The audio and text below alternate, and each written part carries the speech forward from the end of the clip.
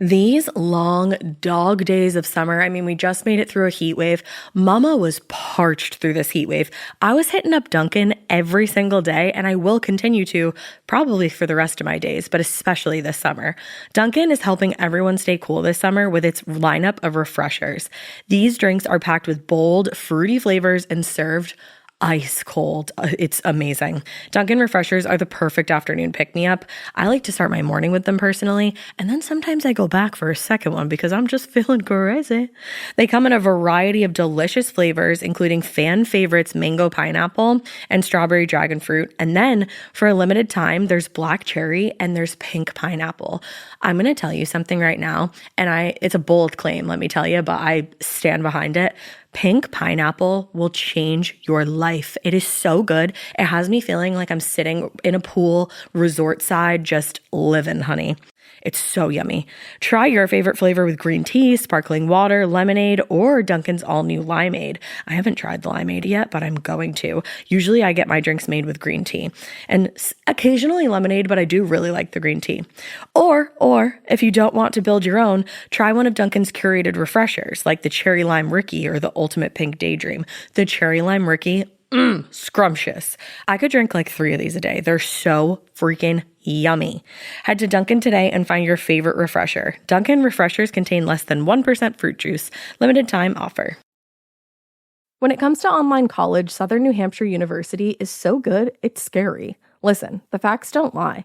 SNHU has degree programs that fit your goals, online classes that fit your life, and real support at every step. And if that wasn't enough, they've got some of the lowest online tuition rates in the U.S. This is an airtight case, you guys. Visit snhu.edu/morbid to get started. That's snhu.edu/morbid. Chilling crime cases are mysterious, but finding coverage shouldn't be.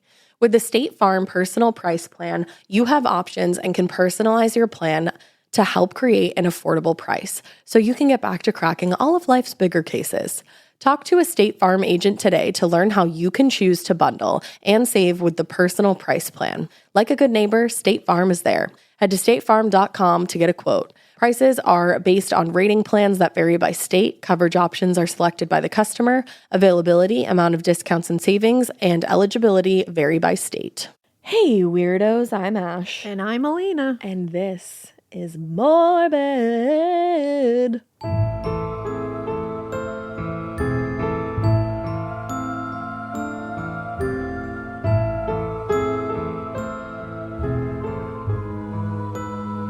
It's morbid. It's post-holiday morbid. It is. Are you exhausted?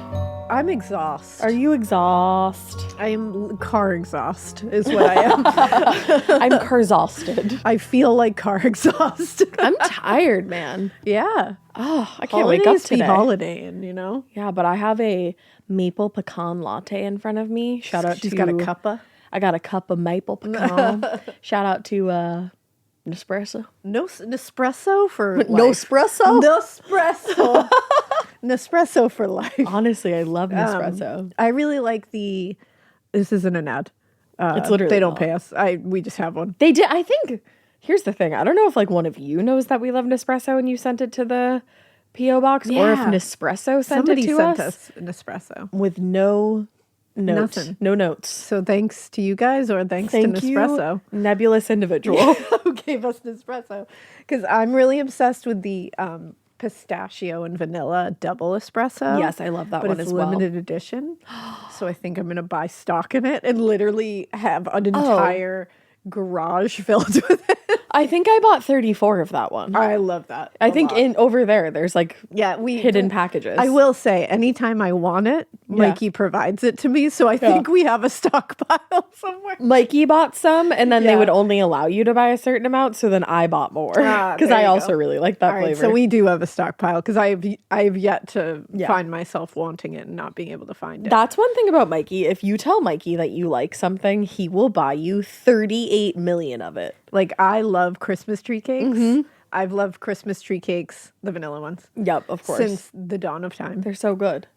They've been around my entire life. Since the dawn of time. Since the dawn of time, essentially. And he knows I love them. And he knows that they start getting hard to find very easily. See, I didn't realize that quickly this until season. last year how sought after they are. They're like those Pillsbury cookies that have like, you know, Like the faces different on them. holiday things on Yeah. them, like the sugar cookies. Yup. Every Halloween, the pumpkin ones sell out and you can't find them anywhere for like weeks before Halloween. Yup. Christmas too, like they always do. It's the same thing. Yeah. You just can't find them anywhere. So Mikey bought me like 8 boxes of them. Yeah, he's a fucking There's G. just a whole bag of these things. And in he got this me the room. brownies, which I love, the Christmas tree brownies. He really provides for He's us. not in the office today, and I think I miss him. I miss him a lot. I think I miss you, Michael. I know. Michael. You're gonna edit this, but I just want you to know that Mikey, I miss think you. I miss you.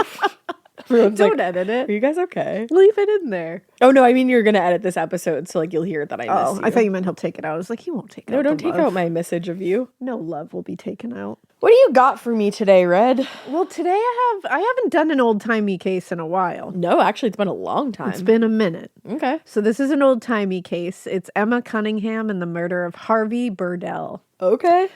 It's very interesting when it takes place in New York. It's in the 1800s. Sorry, I just cracked all of my I know. I was fingers. like, why did you do that? I wasn't thinking of the fact that we're recording a live pod right now.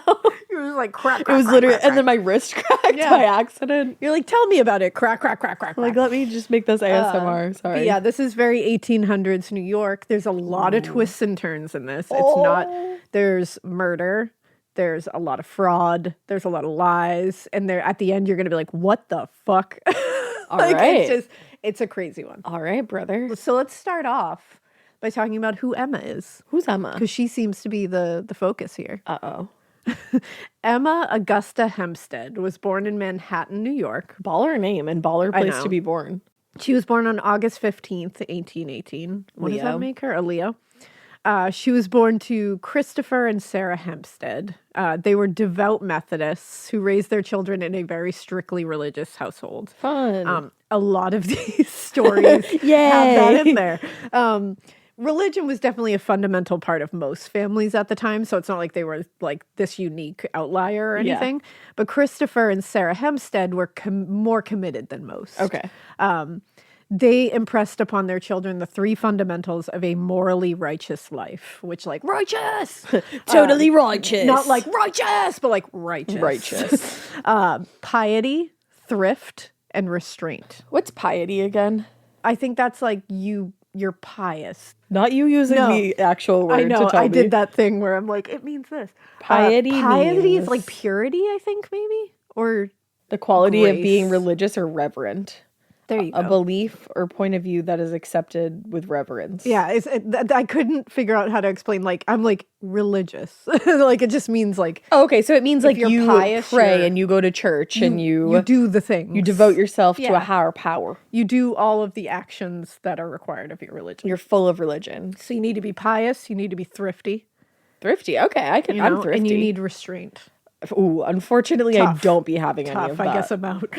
Like I just said, I will eat 64 Christmas tree brownies. I have a bag of Christmas tree cakes that Yeah. tell me that I can't go by that one. So sorry. According to author Benjamin Feldman, who we have linked in the show notes, Emma learned the lessons well, but she fell short in practical application. That's to say, basically, that she recognized the significance of these like core tenets, if you want to be righteous. Righteous! But she really wanted a life of comfort. She wanted a life of opulence, and she wanted a life of luxury. Honey, who can blame She her? wasn't looking to be thrifty and Fuck restraint being a part of her life. Boo. Now, Christopher Hempstead earned a modest living as a rope maker, which is like A rope maker? never came across that career field yet. No. In all of our cases, Check rope off maker. the box. He sold his wares to the sailors and dock workers who were found on the shores of the East River. That's cool. When Emma was still young, her dad moved the family across the river to Brooklyn. It was at that point, it was still, Brooklyn was like a pretty small village at that point. And he found a pretty lucrative business in the trades on Fulton Street. Although the move was basically intended to improve the lives of the family. You know, he thought he could get more work, all that good stuff. Feldman notes that following the move to Brooklyn, there's no record of Emma participating in any formal religious activities. She which said, is interesting. fuck a whole bunch of that. Yeah, fuck that. There could be several reasons for this. Like, you know, maybe she was present, but she wasn't documented as being there. Like, that Okay. could have been it. It's not like we have, like, you know, it was the 1800s. Documentation was a little wily. Maybe she forgot to sign in. But Feldman suggests, as the eldest daughter, quote, demands were undoubtedly placed upon Emma to care for her younger brothers and sisters. So that could be it. So it probably made her want to break away from the family sooner as well, because she had a lot of responsibility placed on her. Yeah. In 1837, when Emma was 19 years old, she met and soon married George Cunningham. He was a businessman, 22 years older than her. Ooh. Christopher and Sarah Hempstead were horrified by their daughter's choice of husband. Oh, no. Not only because he was not Methodist, but also because he made his living manufacturing, are you ready? Not ropes. Liquor. He was a bootlegger. They said, that's an evil trade. A That's disgusting. an evil trade. Said not the IPAs. That is not righteous. Not the potatoes. They're Not the supposed to be potatoes. mashed, not used for vodka. Well, and to make matters worse, as far as they could tell, George seemed to live his life in complete opposition of the religious values that they were trying to teach their He children. was out here hailing Satan. And they were worried that he was going to lure Emma into a lifestyle of just debauchery. She was just going to get drunk. So following the marriage, they settled into a rented townhouse on Irving Place in the Union Square neighborhood of Manhattan. And they lived there, you know, a pleasant upper-class life together. And just 2 years later, Emma gave birth to her first child, Margaret Augusta, Mazel. who was followed by Helen in 1842 and Georgina in 1844. Georgina. I Kill know. me. Love that name. So following the birth of Georgina, Emma discovered that although he earned a pretty good income, George wasn't great with money. Oh. And in 1846, they could no longer afford their like upper class lifestyle, and they were forced to move back to the more modest Brooklyn neighborhood where Emma grew up. Oh, no. Which is not great. And her parents were like, told you so. Yeah. Just a few months after moving to Brooklyn, Emma gave birth to the couple's fourth child, George, who was followed in 1847 by their fifth and final child, William. That's a lot of babies. A lot of babies. The financial downturn they endured in 1846 definitely exacerbated a very clear existing rift between George and Emma. It began a year or so before that when Emma realized George's business success wasn't as guaranteed as she had previously believed. Yeah, sounds She had like kind of it. been bamboozled a little bit. Also, George's failures in the distilling business and other ventures led to an early termination of the real estate agreement set up by his father, which was intended to last several decades and provide income for his sisters, which caused additional strife in the family. Oh, fuck. So all kinds of family shenanigans. They got married and it just, everything exploded. It Yeah. sounds like. It was like he had like this huge facade up. And then Yeah. when they got married, it just all crumbled down. And she was like, oh, fuck. Oh, and now now I have I've- 5 kids with you. Yeah, attached myself to a sinking ship. Yeah. Now, out of desperation, George decided to make one last play for fortune in 1849, And he joined the thousands of men venturing out to California in search of gold. The gold The rush. gold rush.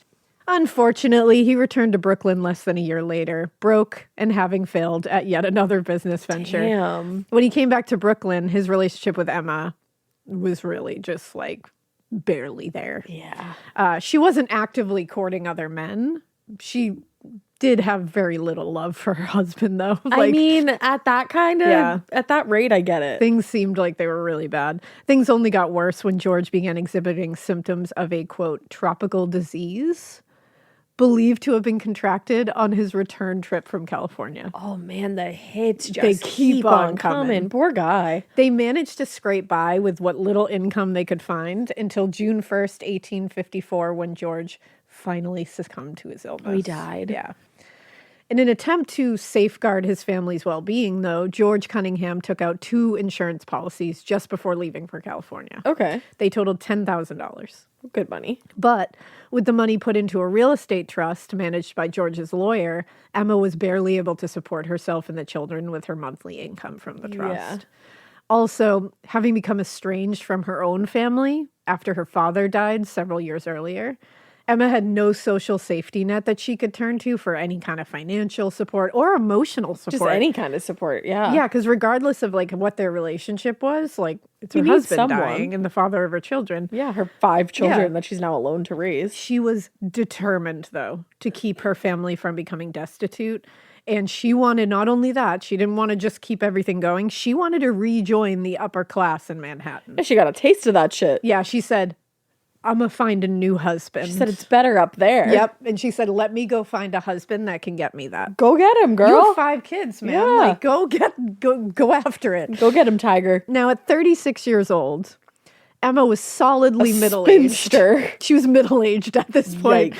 and knew very well that her best prospects of finding a new husband would be probably among the widowers of her same age, Yeah. basically. The problem was that in 1854, Brooklyn was still, like I said before, a pretty small village, and it was built on marshy wetlands populated by what Feldman describes as, quote, coarse and uneducated. Oh.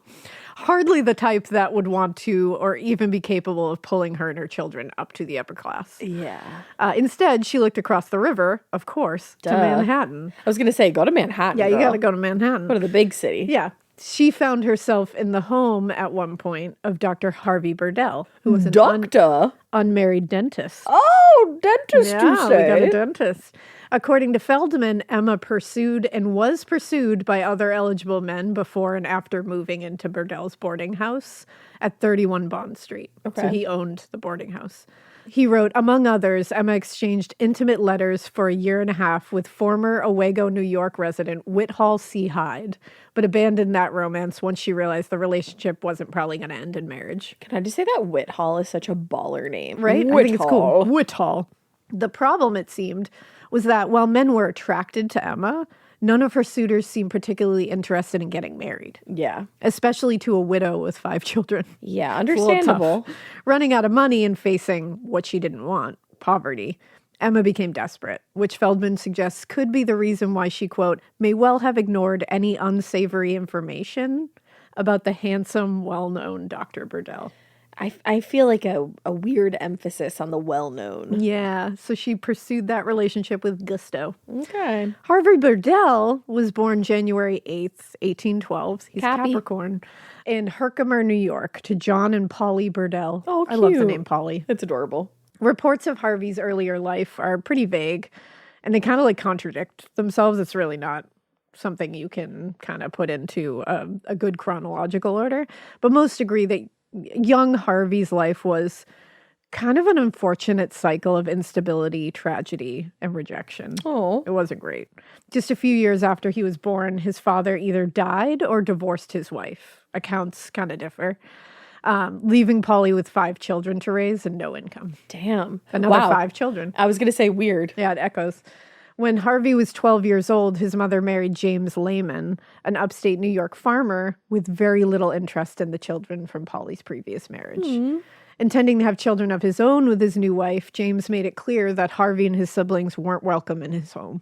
The 5 children. A literal piece of shit. And Polly was just like, okay, Yeah. bye, kids. And in 1824, Harvey was forced out of the house and had to take care of himself with no resources and very few skills. What the fuck? Being abandoned by his mother at such an early age set the stage for how Harvey would come to conceive of relationships and attachments Oh, good. and serve as the foundation of his pretty low opinion of women that he would develop in later years. Harvey. Yeah.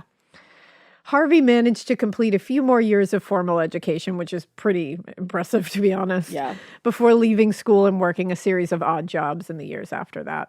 Around 1829, when he was just 17 years old, because he was like 12 when he went out, That's awful. he became the owner of the Oswego Advisor, a small upstate newspaper that had started several years earlier. Although the paper folded just a year after that, it led to a job offer from a rival newspaper, which eventually led to Harvey traveling to the Philadelphia area. And when he got there, he started attending lectures at the Jefferson Medical College. Oh. It was here that he received the education to become a dentist. But there's no documented evidence of his having graduated from or even like formally attending the college. Okay. So Feldman points out it was easy for the creative Dr. Burdell to concoct and pass off as truth his medical training credentials for consumption by patients and professional societies. That's terrifying. Your Which is dentist is not a wild. professional? Yeah, he just like attended a few lectures. Giving Dr. Death. Yeah. In 1834, Harvey followed his brother John to New York, where the two opened a dental practice and would go on to write a dental textbook. What the fuck? Yeah. Like most professional groups at the time, the New York dental profession was still pretty small. So the Burdell brothers were able to make a name for themselves pretty quickly and easily. In a good way? This was particularly easy at the time, since there were many fraudulent dentists and surgical con artists working around the country at the time. Fraudulent. I almost Fraudulent surgical. not fraudulent people. And so, in this case, a respectable dentist, even if their credentials were suspect, like one that was at the very least doing things on the up and up at this point, they could kind of expect a pretty lucrative business because they were kind of rare. Damn. Which is wild. In the years that followed, their relationship, the two brothers, as well as their relationship with other siblings, deteriorated. There was like a lot of frivolous lawsuits, romantic affairs, but that like got all intertwined and fucked up. Oh. But the business they built together remained a success. Okay. Now, by 1854, Harvey was running his own dental practice and seeing no need to live alone in his large home. So he opened his Bond Street residence to boarders.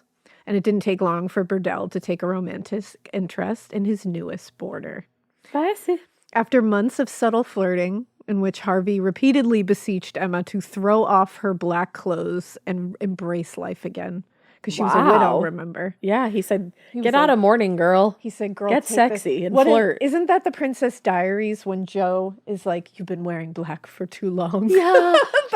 I love Joe from the Princess Diaries. I do too. That's what made me think of it. I was like, aw. And the Queen. And I love that. So that's essentially what Harvey Burdell said. Okay, don't make me root for this because I feel like I'm not supposed to.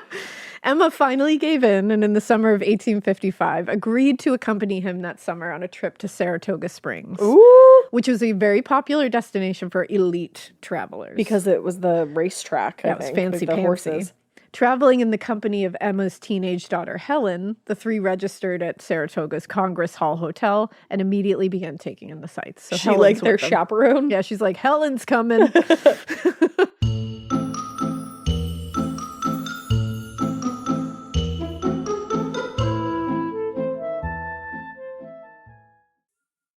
Getting scared is one thing. Getting a thrill is, well, you want more of those in your life.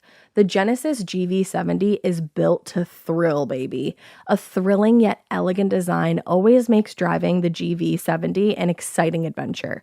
Its powerful athletic stance screams performance and turns heads. Everybody's looking at you, girl, or boy, or whoever. Command the road and experience a class-leading standard 300 horsepower. Oh my God. Plus, discover the different dynamic drive modes for all different terrains. Choose between the different terrain modes for whatever road conditions you may encounter. The Genesis GV70's award-winning technology and performance lets you drive with comfort and drive with confidence all at the same time. It's an exciting SUV with intuitive tech that can make your ride smooth even when the road isn't. And its blind spot cameras allow you to see what's next to you. It's like having eyes on the side of your head. That's pretty iconic. Its performance, by the way, is measured not only in power, but in how it makes you feel confident, sexy. The Genesis GV70. Learn more at genesis.com and feel the GV70. This part of the show is brought to you by Anua, the Korean skincare brand known for scientific, gentle, yet effective formulations. The latest from Anua is the Retinol Collagen Gua Sha Cream, a firming cream with a gua sha-shaped tip built right in. Have you guys heard of gua sha? It's that viral massage tool that moves fluid and tension out of your face. Less puffiness, a snatched jawline, honey, more definition in your face. Retinol firms and reduces fine lines, and collagen keeps your skin plump and structured. This cream has both of those things, arguably the most optimal combo for that snatched, lifted look all in one step. I am obsessed with the Gua Sha cream. First of all, it feels so cool to the touch. When you put that on your face, it's just like, this is lovely. It's like a little spa treatment that you can give yourself. I like to do mine at night after I get out of the shower. I rub the cream on my face with the little gua sha. I'm sculpting that jawline, honey. I got it on the cheekbones. And actually, I had a facial the other day, and the lady doing my facial, the professional, she said, "Do you use a gua sha at home?" And I said, "I do." And I said, "How did you know that?" And she said, "I didn't have those little like bumps in my chin or like different areas like that." So she could tell that I was using the gua sha. And I said, "Oh my God." I just feel like I wake up less puffy in the morning when I do it the night before. But you can do it whenever you want to. I, 10 out of 10, recommend this product. The Anua Gua Sha Cream Value Set is available at anua.com, already discounted. Use code MORBID for an extra 10% off. That's ANUA.com, code MORBID. Chilling crime cases are mysterious, but finding coverage shouldn't be. With the State Farm Personal Price Plan, you have options and can personalize your plan to help create an affordable price so you can get back to cracking all of life's bigger cases. Talk to a State Farm agent today to learn how you can choose to bundle and save with the Personal Price Plan. Like a good neighbor, State Farm is there. Head to statefarm.com to get a quote. Prices are based on rating plans that vary by state. Coverage options are selected by the customer. Availability, amount of discounts and savings, and eligibility vary by state.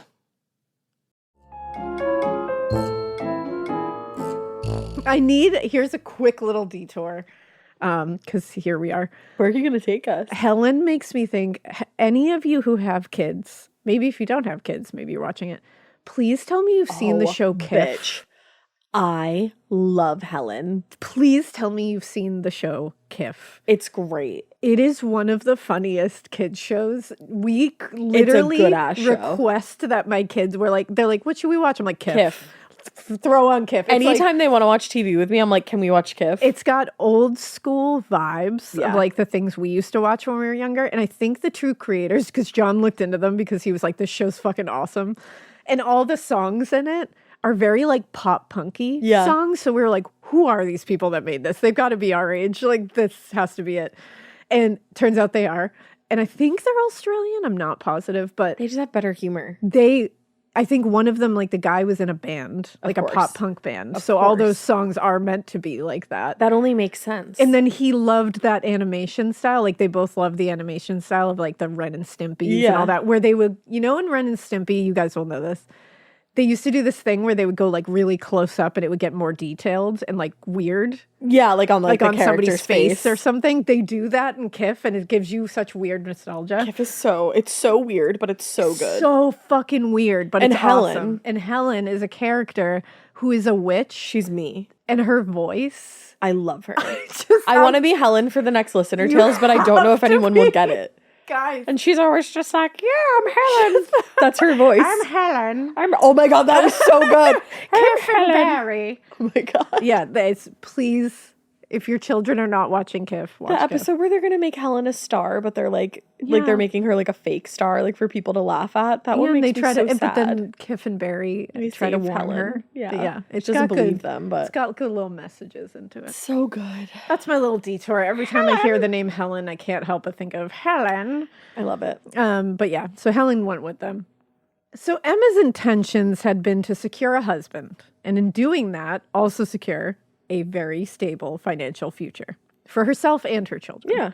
Throughout their trip to Saratoga Springs, Harvey lavished Emma with attention, with adoration, indicating that her strategy was working. Hey. That fall, more evidence of success came when the three had returned home and Emma began experiencing morning sickness on a regular basis. Oh, they had a good time in Saratoga They sure Springs. did.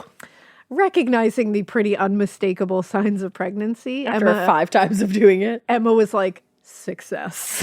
She said, marry me, bitch. After all, any respectable man in Harvey's position would surely do the right thing and marry the woman who was carrying his child. Oh, no. Unfortunately, Oh, no. Emma was wrong. Oh, no. Having spent years building a reputation and considerable number of assets, he wasn't going to risk it all for a woman he barely knew.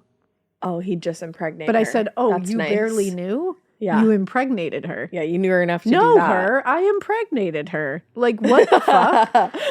Now, how or when Harvey became aware of Emma's pregnancy is kind of unknown. But in testimony given at Emma's trial, spoiler alert, witnesses recalled her spending considerable time in bed around mid to late November.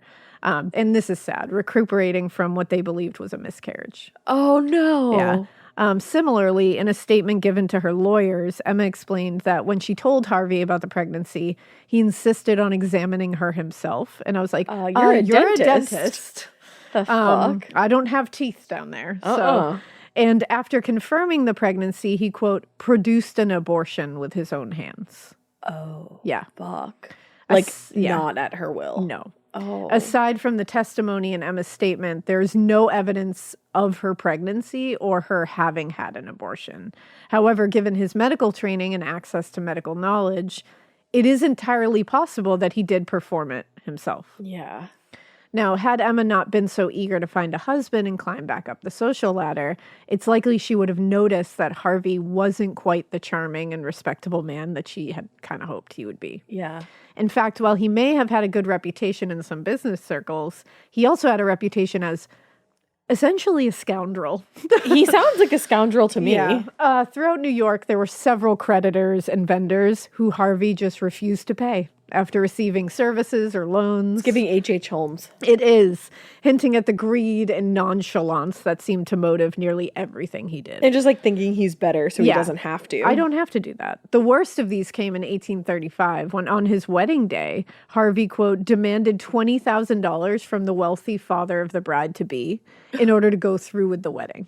What the fuck? Yeah. He just like bribed her? Yeah, just bribed her. Disgusted with Harvey's demand, the man refused to pay, and Harvey promptly threw both the father and his betrothed out of the house and called off the wedding. What the fuck?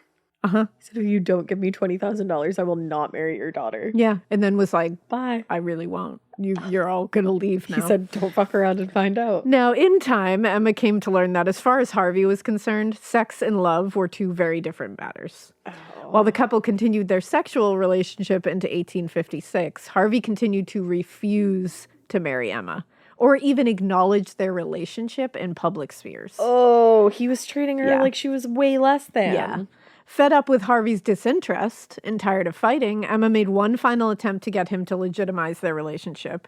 And in October 1856, she filed suit against him in civil court for breach of promise. Oh, that I love that part of old Isn't that a wild stories. one? The suit ended with a kind of informal settlement that stated, in consequence of the settling of the suit now pending between Emma Augusta Cunningham and myself, I agree as follows. 1, I extend to herself and family my friendship through life. 2, I agree never to do or act in any manner to the disadvantage of Mrs. Emma A. Cunningham. It's unknown why that document would satisfy Emma, especially if she intended to get him to commit to marriage with this. Yeah. But what was clear was that Harvey still had no intention of marrying her. Yeah, he's like, I'll just be nice to her.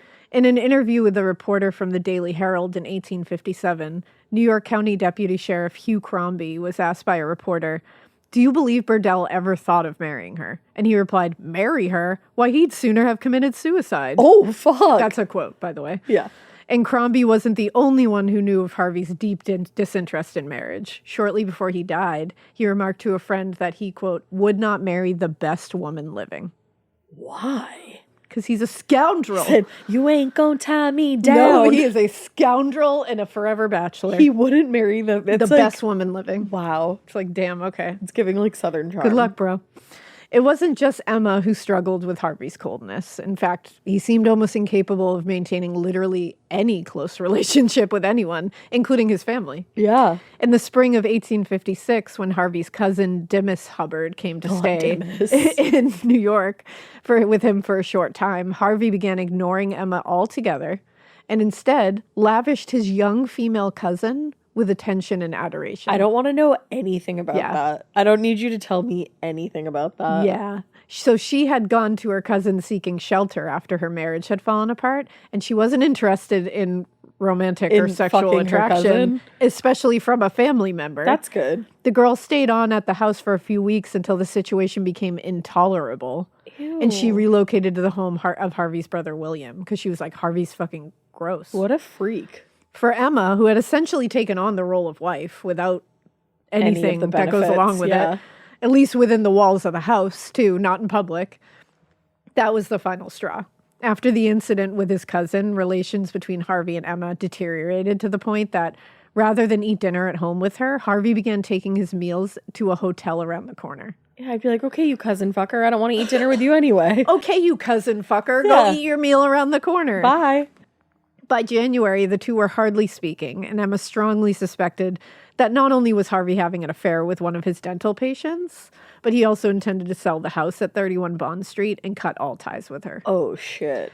On the morning of January 30th, Harvey was seen by several of the boarding house residents in the company of a woman to whom he was giving a tour. Uh-oh. Seeing the two together, Emma approached one of the maids and asked who the woman was, and was informed that she was to be the new owner of the house and would be taking possession on the 1st of May. And Emma said to her, "He better be careful. He may not live to sign the papers." Oh. And I said, Oh, skirt. Oh, ah. On the morning of January 31st, a little after 7 a.m., Harvey's office assistant, John Burchell, arrived at his house and went down to the cellar to collect coal to light the fire in Harvey's. Where's Harvey? Yeah, he's just like, oh. As the boy made his way up to the second floor, he stopped to say hello to the landlady of the premises, is what he described them as, who looked particularly depressed that morning. And this is Emma. Yeah. As he approached the door to the office, John immediately noticed that a key was dangling from the lock on the outside of the door. Cautiously, because he didn't want to disturb whatever business was taking place inside, he nudged the door open quietly and was shocked at what he discovered on the other side.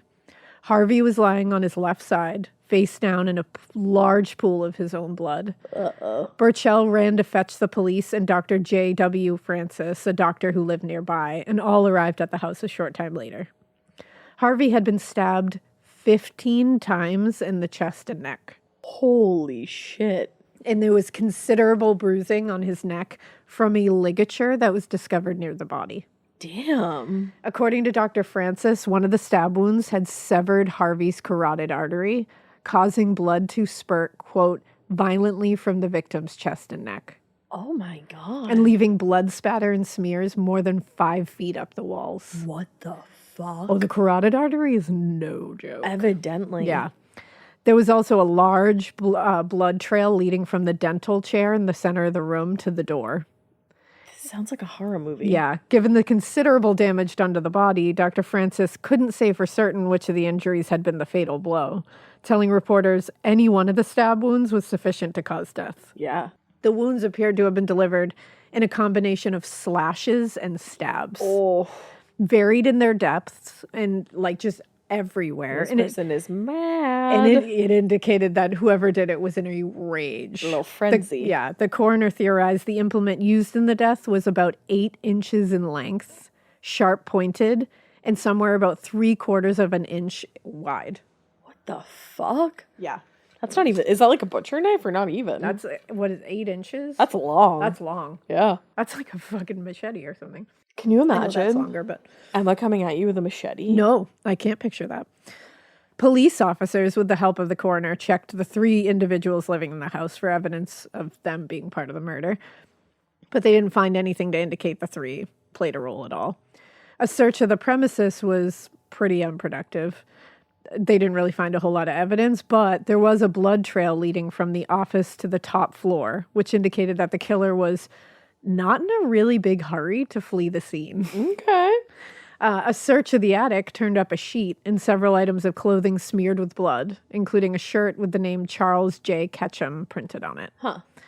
By 9 a.m., the crime scene had attracted a big mob of people, locals, members of the press. Looking for something to do. All were trying to get a look inside the house, like you said, just looking for something to do. Yeah, just the days ahead. Noting that Harvey's wallet and gold watch were still on him when the coroner removed the body to the bedroom, investigators quickly ruled out robbery. Yep. There really wasn't a lot of clues. There really wasn't a lot of theories. So a coroner's inquest was assembled the following day, which took place in the residence. I always love how these, like in the 1800s, this is why I love old-timey cases, guys. So fun. They would just do the shit in the house. Yeah. Like a coroner's inquest just in the boarding house. Just lay down the little that's so table. They're like, fucking- let's do it. I love how just like cobbled together everything. yeah. The first testimony heard in the inquest was that of a local dentist, Alan Smith, who claimed to have seen Harvey about midday on the day before, which was January 30th.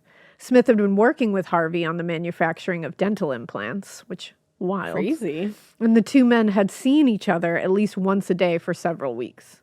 Smith testified that he had heard angry arguments between Harvey and Emma in the days leading up to the murder, stemming from Harvey's belief that Emma had stolen the key to his safe. Oh.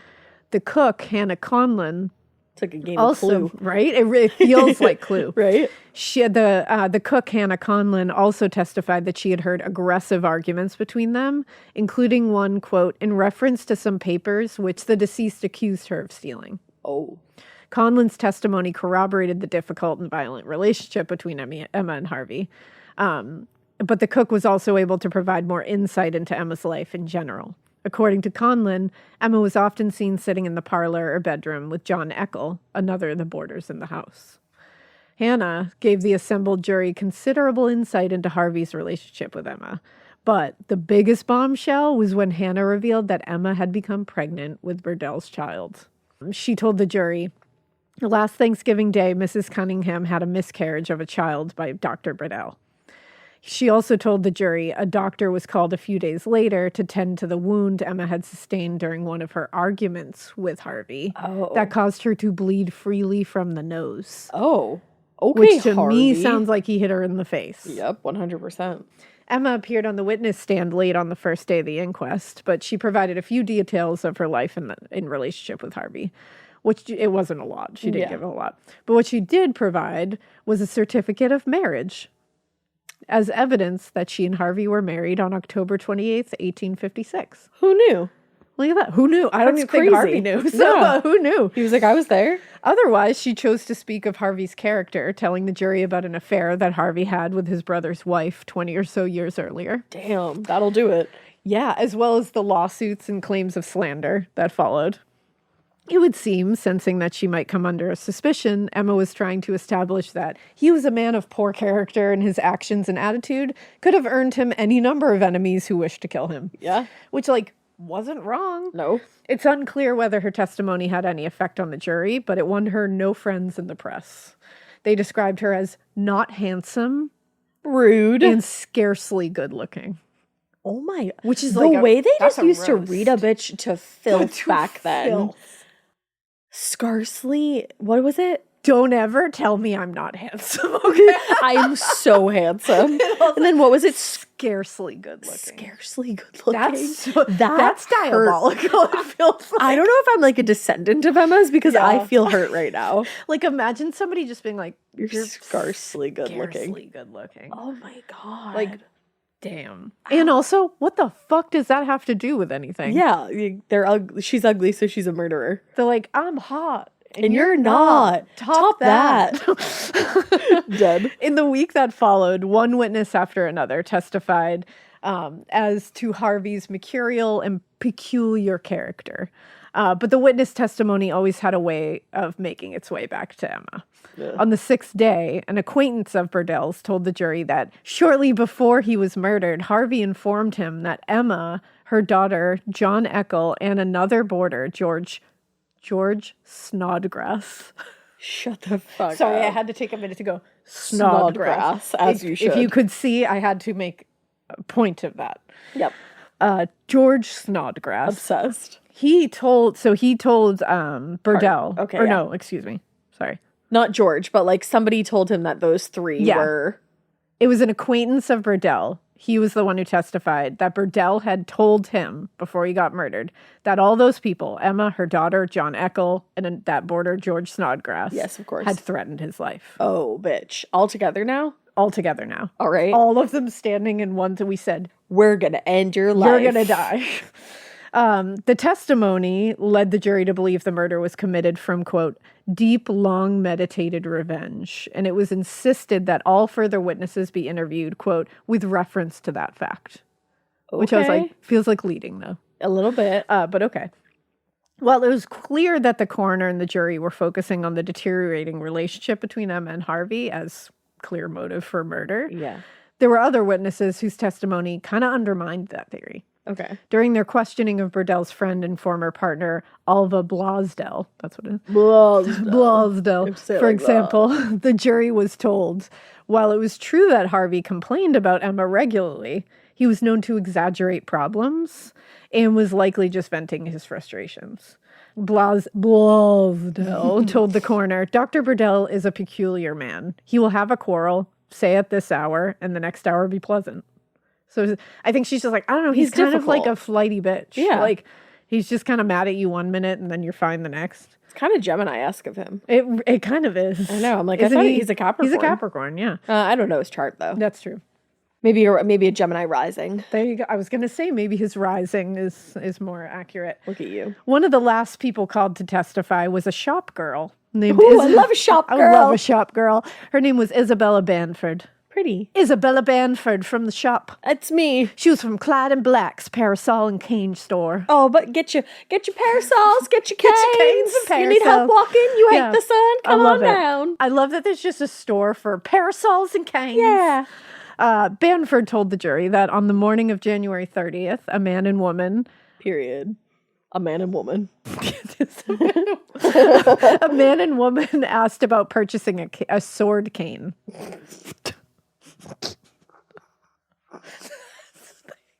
I need to look it up because I think it is what I think it is. The way that I almost just spit this copy across the fucking universe. A sword cane? A sword cane, which What is that? is exactly what you think it is. I don't even know what I think It's is. a cane, but if you pull the top, it's a sword. Yo. Like there's a sword in the cane. That is fun. And I get it. You want a sword cane. Who doesn't wanted want a sword cane? I just got so A lost man and a on- woman. Oh, just a They man and a came woman. in. Yeah, or the woman asked Oh! about purchasing a sword cane. Okay. According The woman. So she said a request from a woman for such a weapon was rare. Yeah, I bet.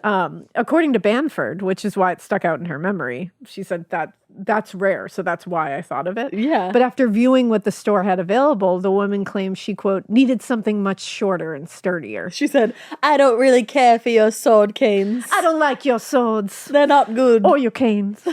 And she said she couldn't wait for the next day's delivery. So I need it now. I need it now. Then the couple hurried out of the store. I gotta get out of here. I need to leave. You don't have the sword cane I need. I'm going to the next sword and cane store. Couple miles down. And parasols. I'll deal with the next shop girl. She'll throw in a parasol for free. Her name's Penelope, not Isabella. When Banford was brought up to the cell where Emma was being held, she positively identified her as one half of the couple who inquired about the sword cane. She said that bitch really wanted a sword She wanted cane. a fucking sword. A short one, though. When she was taken to see John Snodgrass, on the other hand, that guy. she could not identify him as the man who accompanied Emma that day. She said, I don't know, his last name is just simply too She cool. said his name, though silly, is not something I remember. Later that day, the jury also heard from Margaret Alvesette and Agnes Smith, shop girls as well, who worked honey. at a nearby competitor of Clyde and Black. There's a competing Of course there parasol is. and cane store. That's where she was gonna go. The girls testified that a few days before Burdell was murdered, they waited on a couple who'd come in looking to purchase a sword cane. A sword cane. Was it the woman? But instead, they purchased a small dagger about 5 inches long. Well, I was just gonna say hot. When asked if she would recognize the man and woman, Alvesette positively identified them as Emma Cunningham and George Snodgrass. Not Mr. Snodgrass. When asked whether the dagger purchased by Snodgrass would have inflicted the type of wounds discovered on Harvey's body, the coroner confirmed it would have. Would. She killed him with a dagger? A dagger. A dagger is so metal. Yeah, it's true. And it's like, Fucked up. she initially wanted a fucking sword. Sword cane. A sword. Yeah. Well, she wanted a short one. She wanted a fucking sword. She said, one thing about Emma is she might be a crazy Damn. bitch.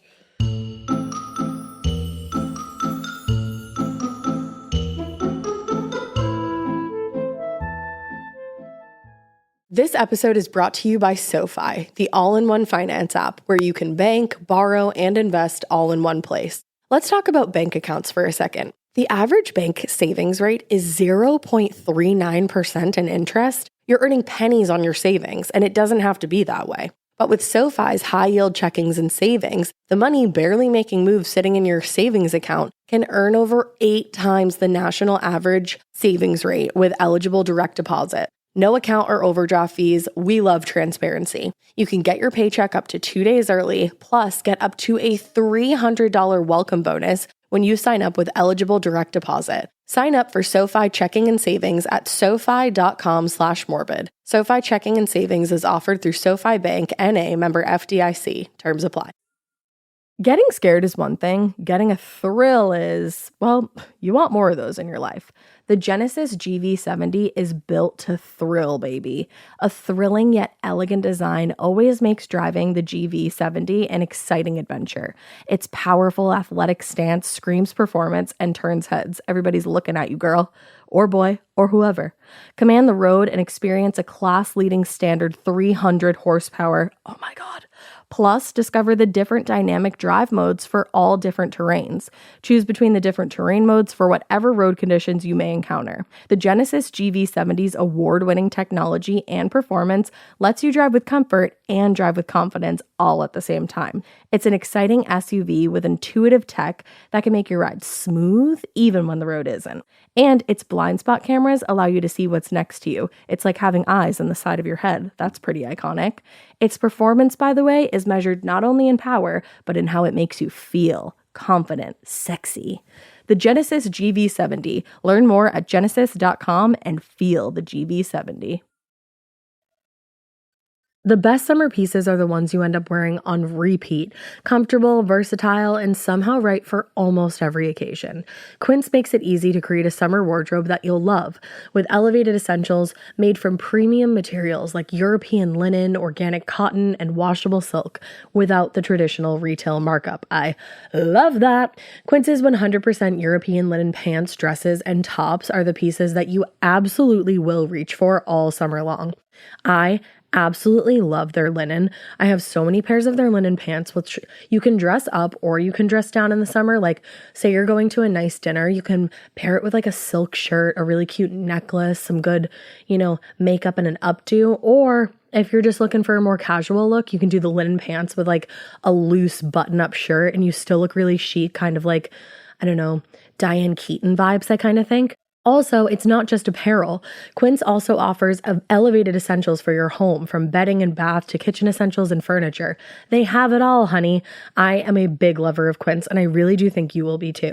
Make your summer wardrobe feel easier. Go to quince.com/morbid for free shipping on your order and 365-day returns. Now available in Canada too. That's QUINCE.com/morbid for free shipping and 365-day returns. Quince.com/morbid.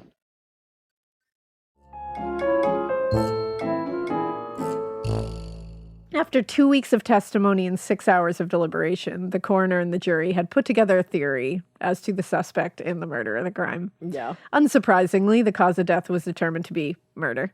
Crazy. And the jury deemed Emma Cunningham and John Eckel responsible, with George Snodgrass as an accessory. Oh, no. They also, because remember, Emma's been spending a lot of time With those two. in the room with John Eckel. That's like a thing that people said. Huh. They also charged Emma, two of Emma's daughters, Augusta and Helen. Not Helen! With withholding information about the crime, which is like, really, I'm like, why'd you involve It's their them? mom.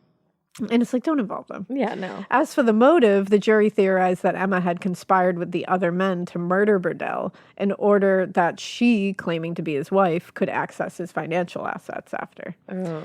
Emma, John Eckel, and George Snodgrass were taken into custody and immediately transported to the Tombs to await an indictment.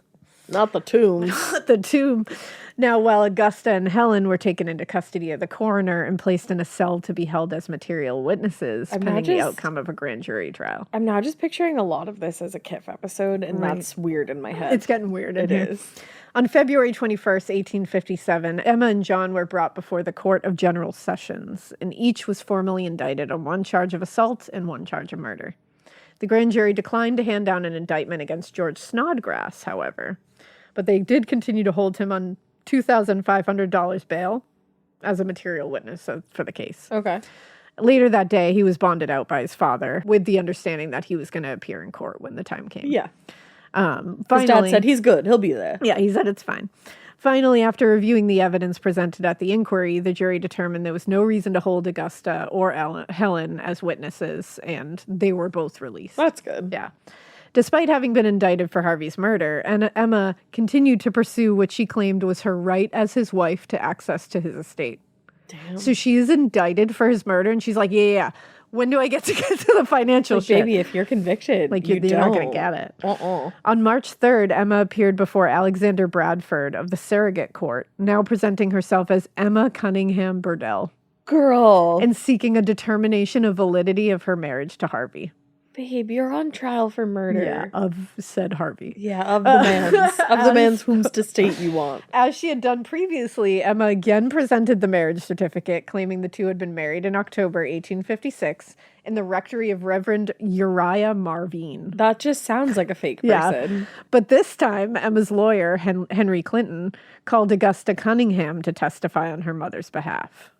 Clinton claimed, and Augusta swore, that the girl had been present for the wedding, and when asked to identify, quote, the man she stood beside in the rectory parlor, she positively identified Harvey Burdell as the man who married her mother that day. Okay. Unfortunately for Emma, although Reverend Marvine was able to positively identify Augusta as the girl who accompanied the couple to the rectory that evening, he couldn't recall anything about the groom. In fact, the only things Marvine remembered of that night in 1856, aside from the presence of Emma and Augusta, was that the groom paid the fee with a $10 banknote, and that he made the odd request that the news of the marriage not be reported to the press or otherwise made public. I mean, honey, that's Harvey. Sounds like it. A string of witnesses following Marvine further undermined Emma's claim, telling the jury that in the days just before the alleged marriage took place, Harvey was seen in both Herkimer and Saratoga Springs, making it impossible for him to have been with Emma in Manhattan. Okay, so who was that? Clinton challenged each of these witnesses, telling the judge that every one of them was either mistaken by a month in their recollections or conspiring with the Burdell family to defeat an Emma Cunningham's suit and line their collective pockets with the estate assets. So it's getting nasty. Yeah, it's getting hella messy right now. And who the fuck did she marry? Yeah. Was it Harvey? I kind of feel like yes. Or was it like John Eckel? I don't know. Who was it? The matter of Harvey's estate was put on hold starting May 4th. That's good. Yeah. They were like, hey, we'll figure that out, but first we got to find out who killed him. Well, that's and if it was funny. you, Emma. It's like, let's put this on hold to accommodate the murder trial of John and Emma. Thanks. In his opening remarks, prosecutor Abraham Oakley Hall. All he could be was a prosecutor. All he could be. And he is wearing a full suit and he's so sweaty. Oh, yeah. And he's always pulling out his handkerchief to just pat down his face. Ew, he that gets made so me animated, sweaty. you know? Yeah. Like, don't you just feel that? Yeah, he does. Of Abraham Oakley Hall. Yeah, he's so sweaty. He told the jury that the evidence would prove that Harvey had been killed by a member of the household, and there was only one in the house, quote, who greater than any other in the world had a motive with malice aforethought to perpetrate and accomplish that horrible deed. Also, the state would prove beyond a reasonable doubt that Emma Cunningham had been motivated by, quote, hate and revenge for some injury unatoned when she murdered Harvey Burdell, with a secondary motive of accessing his estate. Okay. The prosecution's argument unfolded over the course of basically like 10 days and was more or less a repeat of the coroner's inquest. In the absence of evidence tying Emma to the murder, the prosecutor relied pretty extensively on hearsay, speculation, and vague witness testimony that suggested a connection but never actually implicated her in the crime. Huh. Like the inquest, the more damning testimony came from the shop girls, who told the jury about Emma and Eckel attempting to purchase a cane sword. And from Harvey's cook, Hannah Conlin, who, in fact, Conlin was one of the several witnesses who testified as, like, basically saying that they had a pretty acrimonious and often violent relationship together. Oh. She was the one that was like, I was in that house. Like, yeah, I heard all of it. With the prosecutor paying particular attention to Emma's comment of, quote, he may not live to sign the papers. Oh, that's a biggie. And that was made on the morning of Harvey's murder. Yeah. While Hall had hoped the jury would be swayed by the witness testimony, he also used the press and public opinion to his advantage. He went out of his way to portray Emma as a greedy woman of loose morals. Not loose morals. As a regular presence in the house, Conlin, the cook, was able to provide considerable insight into the daily lives of the defendants, including testimony about Emma's relationship with Harvey, her supposed abortion, her implied sexual relationship with fellow boarder John Eckel. Ruh-roh. While none of these things were exactly a motive for murder, Hall basically hoped that they would support the prosecution's position that Emma would stop at nothing to get what she wanted. Yeah, because it's even like murder. taken all together. Yeah. It's pretty, that's a lot of It's pretty hefty damning. information. The defense repeatedly lodged their objection to Hall's line of questioning, arguing that the jury could easily be misled by the, quote, unreliable memories of domestics. But they were overruled every time. Huh. I love unreliable memories of domestics. Yeah. Like people working in the house. That's like, rough. wow. When he had concluded his arguments, Hall had painted a picture of Emma as a scheming murderess willing to use anyone and do anything to achieve her own ends, which, according to the prosecutor, was wealth and status.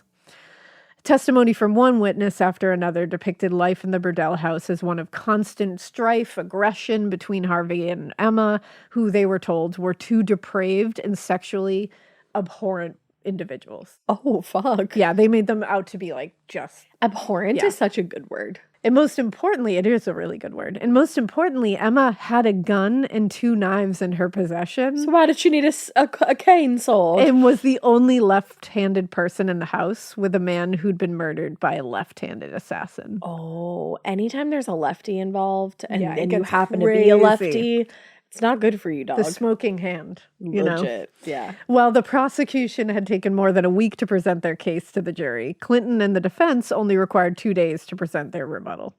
Using the rumors and innuendo to their advantage, they countered that Emma wasn't a cold-blooded killer, just a woman who'd found herself in an abusive relationship with a man known for his peculiarities, mood swings, and unsavory behaviors. Although Emma never took the stand in her own defense, her lawyers managed to undo some of the damage to her reputation done by the prosecutor, specifically by portraying her as a committed mother and a spiritual woman who worked hard to provide a good life to her kids and a private Christian school education for her oldest daughters. Wow. That was all true. All right. Because one thing she did do is work really hard for her children. Yeah. Most important to the defense was to refute the already questionable physical evidence in the case that supposedly implicated Emma and John Eckel. During cross-examination of the coroner, Clinton went out of his way to point out that the coroner lacked credible medical training.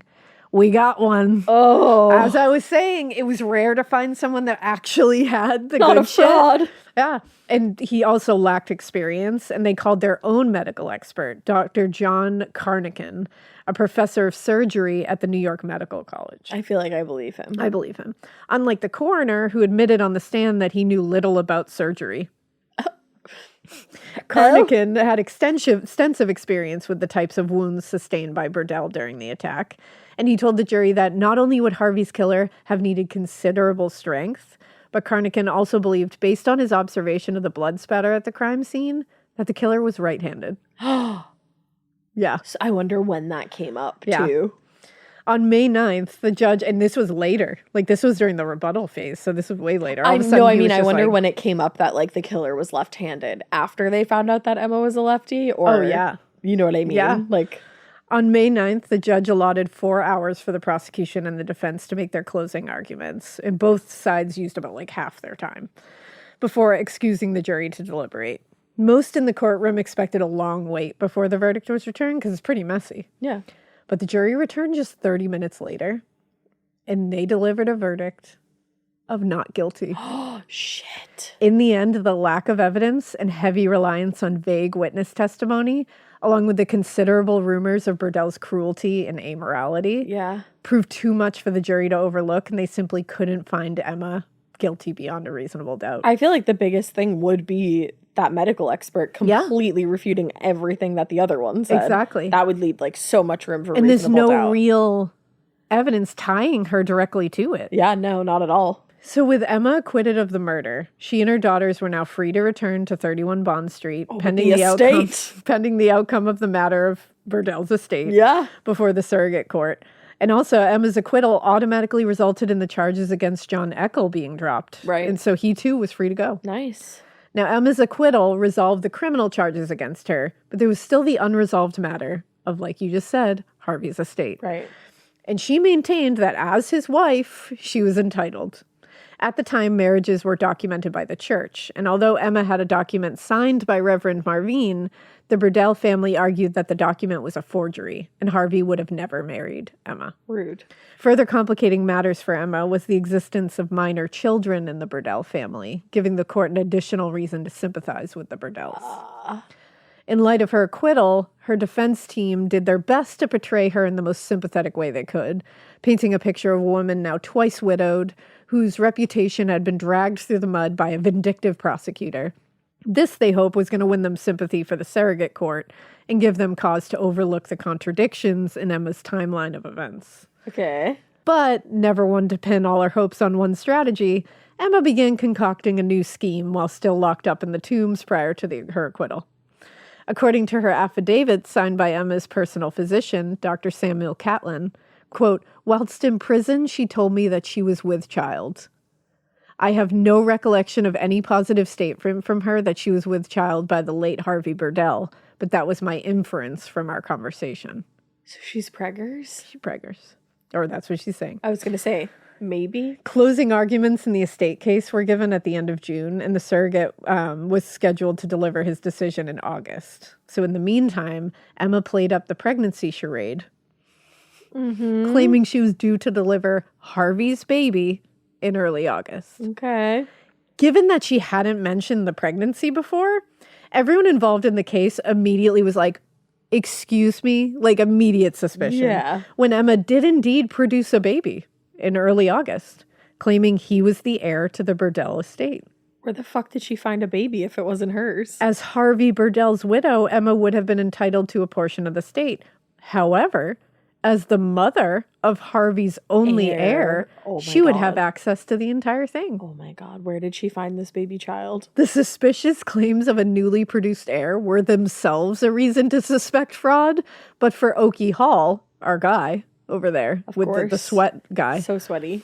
who had been receiving intense criticism for his handling of the murder trial, the claim was a new opportunity to salvage his reputation. Oh. In fact, when Hall learned that Emma had approached Dr. David Uhl, one of the doctors who testified for the defense in the criminal trial, and asked for help in procuring a suitable heir, he saw the perfect opportunity to lay a trap for Emma.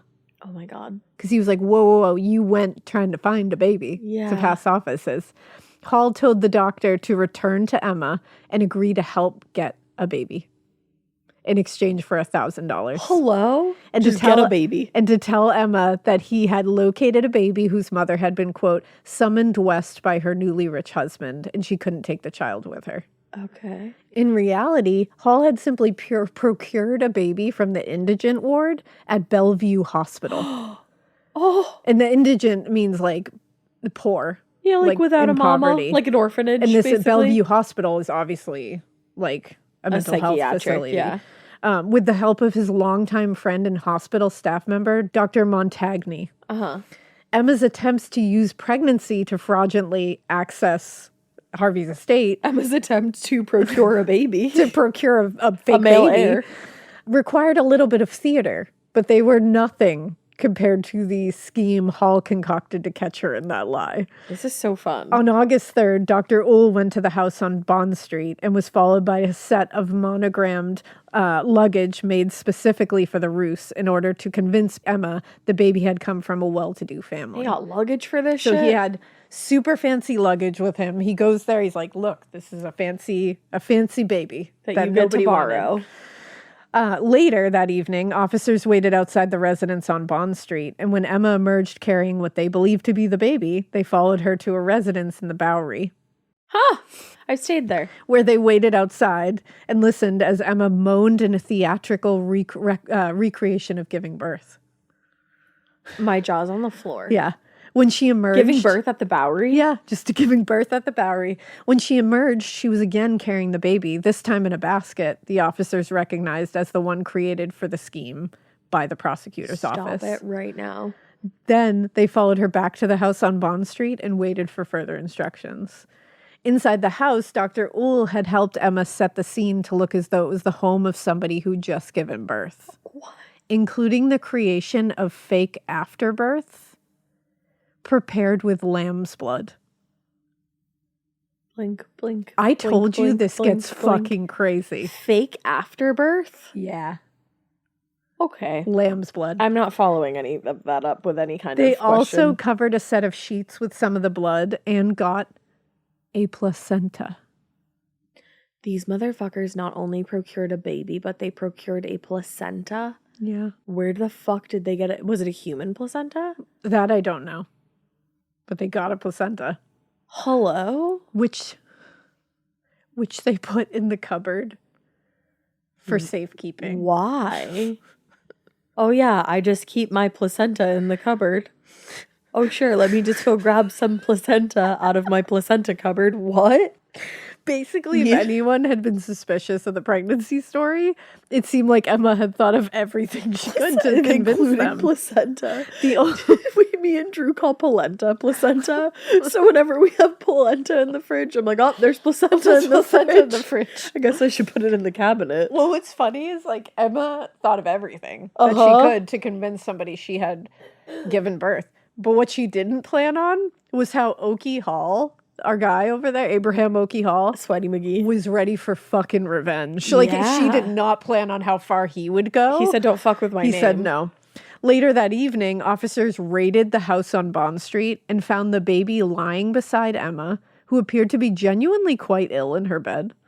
At first, she protested, telling the officers that the baby was hers and showing them the evidence of its birth. But the story quickly fell apart when Emma was informed that the baby had been marked with lunar caustic under its arms and behind its ears. That's like silver nitrate. Yeah. And its navel had been tied with a particular string, meaning it could be easily identified as the baby taken from Bellevue the previous day. They just like tied a string around its belly. Yeah, like because when you cut the umbilical cord, there's like now they put a little like clamp thing on it. Yeah. That part of the belly button falls off. Yeah. Eventually. They tied that with a string, like a particular string, so they would know. Shit, that's cool. Yeah, they made sure like they weren't going to fuck this up, that it couldn't be, nothing would slip through as like, no, this is my baby and you can't prove it. They were like, oh no, we can prove it in several ways. I didn't know that was a clamp. I thought that was a piece of the umbilical cord. Yeah, it is. Oh. But it like, there's a little like, I didn't know they clamped holding it there. Then it falls off. That's crazy. Why, like, because they basically like, you know, your belly button like closes up, cuts the umbilical cord. Yeah. And there's a little bit sticking out. They clamp it. And then that part that's sticking out will fall off. That's and so then crazy. You have your belly button. I didn't even know they clamped it. Yeah, it's like a little, I don't know how to describe it. Schmoop. I feel like it's a little plastic clamp kind of thing. That's crazy. Baby belly buttons are so gross. It's crazy. But they identified it as the baby that was taken from Bellevue. Wow. Hall even went so far as to produce the baby's real mother, who just a few months later would capitalize on her child's notoriety by cutting a deal to exhibit the child at P.T. Barnum's museum in Manhattan. Guys, we have to stop doing this to babies. We do have to stop putting them in exhibits. Stop putting babies in exhibits 2025. Yeah. I mean, that's something that's been a real problem, is babies being exhibited in circus museums. It's something I'll always stand out against. I feel like we have to stop. We have to stop this. It's a real problem. Put a stop to this. The fuck? It's an epidemic. It is. The amount of circus museums that are popping up. That's what my next babies in them. That's what my next charity dinner will be for. That's how I'm going to get on the Real Housewives. My cause that I'm against is mothers putting babies in museums. Not just museums, circus museums. Stop putting your babies in circus museums. This is serious. Dig into your wallets. Don't you want this to stop? I just create like a Ponzi scheme. This is so serious. Donate today. Only you can stop babies from being exhibited in P.T. Barnum's Circus Museum. I just send people random pictures throughout the year. I'm like, donate again. Just stop the babies. This is the baby you saved. From being in a circus museum. He's now 8 and out of the circus museums for 6 years. Oh, damn. What the fuck are we even talking Emma about? was taken into custody and she was charged with fraud. Like I'll be if I do that. Fraudulent. But Henry Clinton quickly got the charges dismissed when he pointed out the lengths that the prosecutor's office had gone to. I'm like, what in about the order lengths to that your entrap her. client went to? It's pretty bad on both Put a sides. placenta in her cabinet. Nevertheless, Emma's scheme had been exposed and her reputation completely ruined. Yeah, tagged. Both of which had a seriously negative effect on the surrogate court's decision in the estate case. Yeah. Clinton did his best to salvage what he could, arguing that the pregnancy and the baby shouldn't influence the claim of widow's benefits being considered by a court. But, like, it should, because she was trying to fake an heir to get the entire thing. It's also like, if it shouldn't matter, then why the fuck did she go to all that trouble? Exactly. Like, she's the one that kind of made this a thing. And on August 24th, surrogate Bradford delivered his decision, ruling against Emma Cunningham. That's probably good. Although she managed to avoid prosecution for the baby scheme, Emma's reputation was completely fucked. Yeah, she stole a baby. Shortly after the cases had been resolved, Henry Clinton gave an interview to the press in which he said, "The public career of Mrs. Cunningham Burdell began with the most startling and thrilling tragedy. It ended in thoroughly disgusting low comedy." Yeah, pretty much. Out of money and thoroughly disgraced, Emma left New York and headed to California, where she eventually remarried. Emma did return to New York in 1887 and lived with a cousin before dying a year later. Emma. The murder of Harvey Burdell remains unsolved. Does it? And given the number of people with ill will towards him, the pool of suspects could have been quite large. That's true. She is a good suspect. But that doesn't mean that there's not others. They did say, I mean, I'm not saying I don't know whether she was like known as having like considerable strength or not. Yeah. Because the doctor did say it would take a considerably strong person. I also know that rage and pent-up aggression can make you strong in the moment. Yeah, like adrenaline. She's also a left-handed person, and the doctor said it was a right-handed, but the other doctor said left-handed. That's so the it's thing. all There's a little so much confusion here. wish-washy. But the prosecutor's office chose to follow the press and public in their pursuit against Emma Cunningham, and that's why she was the number one suspect. Right. And basically, they kind of just went with the narrative of she's a greedy woman scorned by her equally amoral lover. Yeah. Which is true. Yeah. You know, like that is the way it is, but that doesn't make you a murderer. Right. It's true that Emma had hoped that the whole thing with Harvey was going to return her to a life of wealth and status, but she also just like wanted his love and attention. Yeah, she she was wants just to looking be to a have a wifey. husband. Yeah.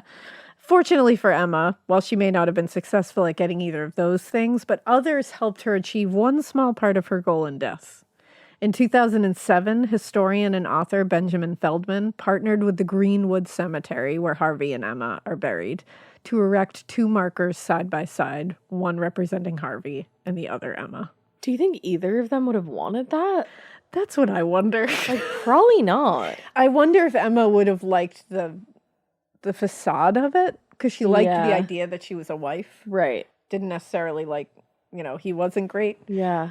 I don't think he would have wanted that. No, I think he would have Which I hated think, that. as much of a scoundrel as he was, like, That's kind of shitty to do why in do death. that? Right. Just because his family probably didn't want that. No. It's interesting, though. Yeah. Maybe. What an ending. I know.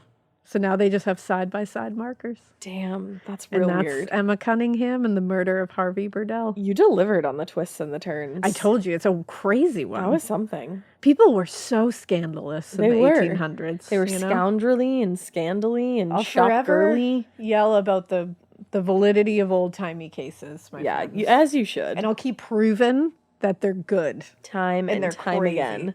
And that they have cane swords. Yeah. Cane swords. Parasol stores. And Come on. placenta cabinets. Yeah, placenta cabinets. Like, where else are you going to find a placenta cabinet? Exactly. And babies being exhibited in P.T. Barnum's Circus Museum. You won't find that around You here. won't find that because we're going to start a petition against it. Stopping it. Yeah.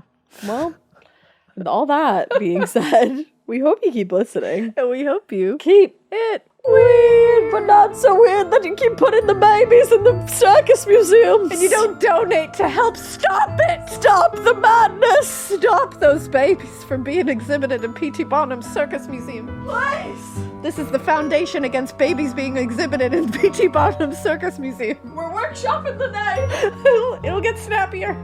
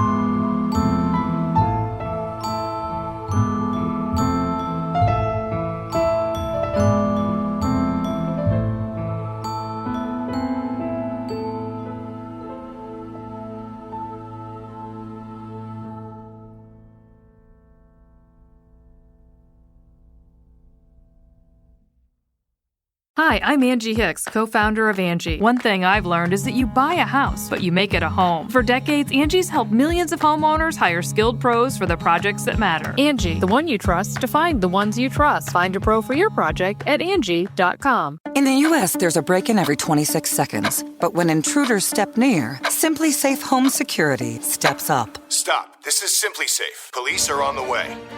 Using AI alerts, U.S.-based live agents help deter break-ins. Simply Safe, no long-term contracts. Save 50% on your new system with professional monitoring at simplysafe.com/SXM or with promo code SXM. Outdoor deterrence requires a Simply Safe Active Guard outdoor protection plan starting at $49.99 a month. Visit simplysafe.com/licenses for alarm license information. Tennessee 2012.